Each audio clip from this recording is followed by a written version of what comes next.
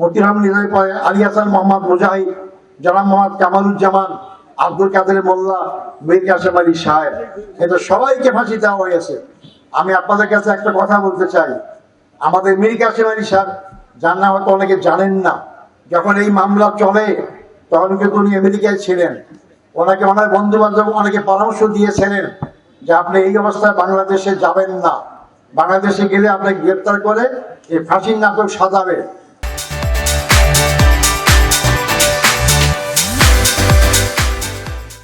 উনি বলেছিলেন, হায়াত মওতের মালিক আল্লাহ, আমি কোনো অপরাধ করি নাই, আমি কেন আমার দেশে যাব না, মৃত্যু হলে আমার দেশেই হবে।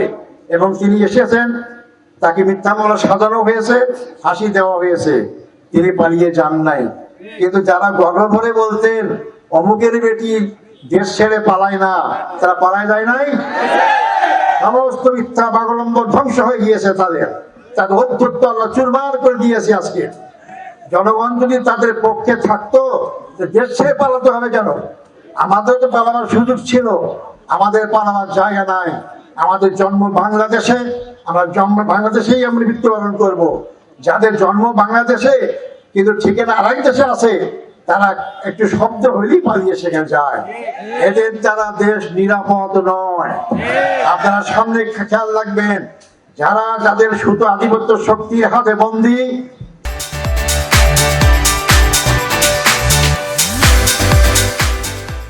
তারা যতই করুক না কেন, তাদের দ্বারাই বাংলাদেশ নিরাপদ নয়। তাই বাংলাদেশের জনগণের মধ্যে থেকেই যারা বাংলাদেশের জনগণের মধ্যে কাজ করে, তারাই আপনাকে নিরাপত্তা দিতে পারে, তারাই দেশের স্বাধীনতা সর্বভৌম রক্ষা করতে পারে, তারাই দেশের সীমানা রক্ষা করতে পারে, তারাই আপনার আমাদের ঈমান আকীদা চিন্তা চেতনা রক্ষা করতে পারে। আপনার আগামী নির্বাচনে সেটা খেয়াল রাখার চেষ্টা করবেন। সংগ্রামী ভাই ও বন্ধুগণ, আমি আপনাদের কাছ থেকে একটা জিনিস জানতে চাই, সেটা হচ্ছে আমার সম্পর্কে বলা হয়েছে নির্বাচনের কথা। নির্বাচন কখন হবে আমি জানি না, আমরা চাচ্ছি নির্বাচন খুব তাড়াতাড়ি হোক। এপ্রিলের মধ্যে বলা হয়েছে, এর মধ্যে সংস্কার শেষ করতে পারে, আমরা এপ্রিলের মধ্যে নির্বাচন অংশগ্রহণ করবো ইনশাআল্লাহ। সেই নির্বাচন অবাধ হয়, সুষ্ঠু হয়, নিরপেক্ষ হয়, আমরা সেই দাবি সরকারের কাছে করব। আগের মতো যেন আবার ভোট চুরি, ভোট ডাকাতি না হয়। নিশ্চয়ই এই সরকার সেটা করার সাহস পাবে না। অনেকেই 15 বছর ভোট দিতে পারেন নাই, এই জন্য ভোটের প্রতি আপনাদের অনেকে বিতৃষ্ণা আছে। আমি অনুরোধ করবো, এবার সামনে ভোট বিপ্লব ঘটাতে হবে। আমাদের সবাইকে ভোট কেন্দ্রে যেতে হবে, আমার অধিকারকে প্রয়োগ করতে হবে, আমার ভোট দেওয়ার যে অধিকার সেটা প্রয়োগ করতে হবে, এবং সৎ যোগ্য লোকদেরকে নির্বাচিত করতে হবে।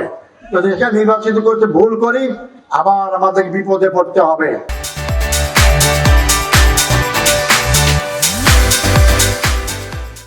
সামনে যে আপনারা চান, হয়তো আমি এমপি হতে পারবো।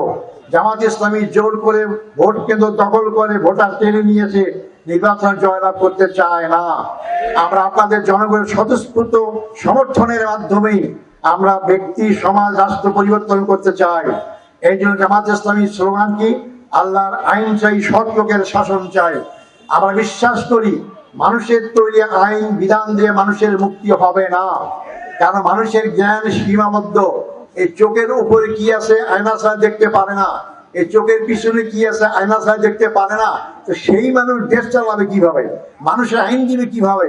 নিজের শরীরে কোথায় কি আছে এই যে দেখার যার ক্ষমতা নাই, সে মানুষকে চালাবার ক্ষমতা রাখতে পারে না।